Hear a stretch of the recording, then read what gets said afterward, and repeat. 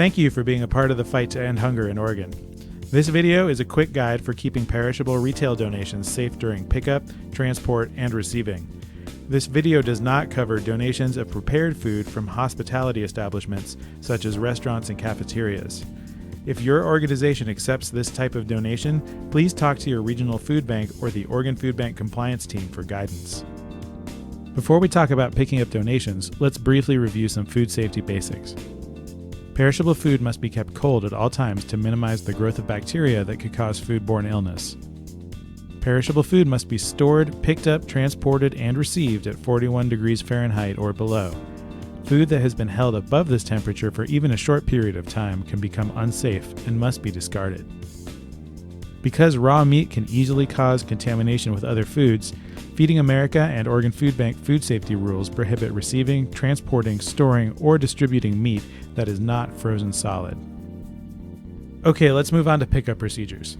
You should have a food thermometer and a temperature log with you because you will need to take a sample temperature reading of at least one refrigerated item. If you're picking up frozen food, you must also take a reading of at least one frozen product. Start with the frozen meat. Sandwich the thermometer probe between two pieces of meat, getting the probe as close to the product as possible. It can take a while for frozen food to register, so you might consider leaving the thermometer in your sample while you load other donations. When you're done, record the sample temperature on your log.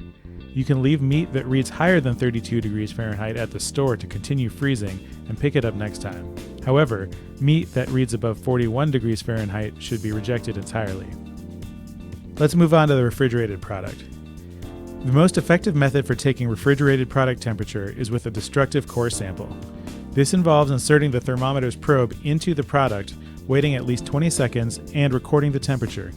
You'll have to discard the item you test, so if you can, try to find a product that's already been damaged. But if you can't, you should still take a destructive sample if at all possible. If you can't find a product soft enough to insert the thermometer without damaging the probe, you can use the same sandwich method that you used for the frozen meat. Make sure to leave the probe between the products for at least 20 seconds, then record the temperature. Any refrigerated food that reads above 41 degrees Fahrenheit must be rejected. Let's take a second and talk about transportation.